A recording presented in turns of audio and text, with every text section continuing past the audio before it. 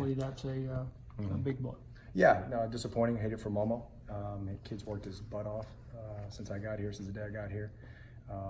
Tremendous team leader, leader in the room.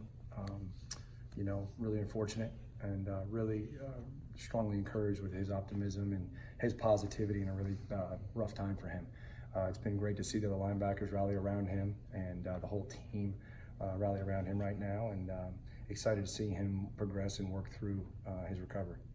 You kind of talked about a little in fall camp that you guys were preparing everybody to be starters. Mm-hmm. How does it pay off for you in this situation where you lose a guy like him and you've got guys that stepped up on the field Saturday night? Yeah, I mean, I think you saw it, like you just said, an example of that Saturday night. Young man goes down on the third play of the game, fourth play of the game, and guys step up because they prepared that way.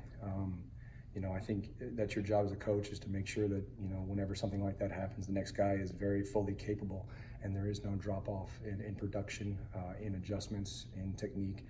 And I think we saw glimpses of that Saturday night. And obviously that's going to be something that's very necessary moving forward. What does that change about getting the call in and getting people lined up? Nothing, just a different guy making a lot of the adjustments. But in our room, we have the mic and the jack, and obviously Momo's a very animated, vocal young man. But Willie Hibble makes checks, Jaquez makes checks, Lakia makes checks. Both guys have the responsibility of making adjustments, not just the mic linebacker. So I think that also adds to the ability to make those calls, make those adjustments when one person may go down. You still are holding everybody accountable, and we missed a couple of those even on Saturday night, and both guys are held accountable for that. So again, I think that's all part of the planning, part of the procedure, so to speak, during the week, is to make sure that's what happens if somebody does go down. When you watched back the film from Saturday, what was working for Jaquez that he was able to get so many tackles when he went in? Technique, eye control. It kind of gets overspoken or coach speak, whatever you want to say, but he did. He relied on his fundamentals. He got lined up. He looked at the right thing, and the play just presented itself within his job.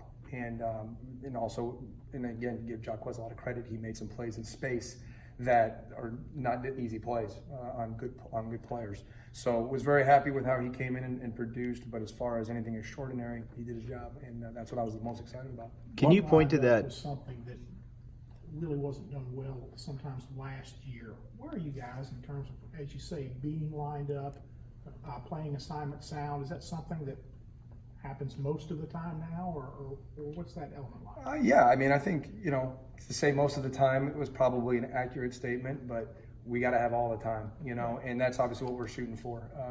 We give a technique grade, a job grade every game.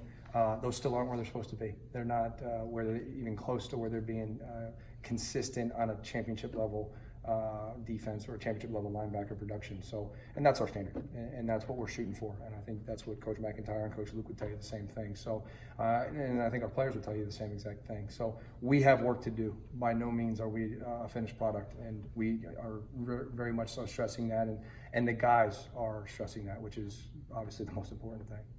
Lakia is making that JUCO transition that a lot of times guys struggle with, play in, play out, focus, and that kind of thing. How's he doing in those regards? I think, I've been very pleased with his progress since the day he's gotten on campus. Another example of a guy that is scratching the surface of what he can do. The other night you saw he had a couple missed tackles that he didn't have the first week. Now, what was encouraging was there was a tackle that he missed in the first half on number 5, that he had the exact same call, the exact same defense, the exact same run through in the fourth quarter, and he squared him up and he made the play. It was a tackle for loss on the exact same play. So that just shows you glimpses of, okay, that's what he's talking about. I got to come under control. I got to get my eyes in the right place. I got to anticipate this is the blocking scheme against this pressure. Oh, okay, this is the play he's talking about. So you see things like that happening on a daily basis. So as long as that continues to happen, which I'm confident it will, Lakia is going to have a lot of good things in front of him.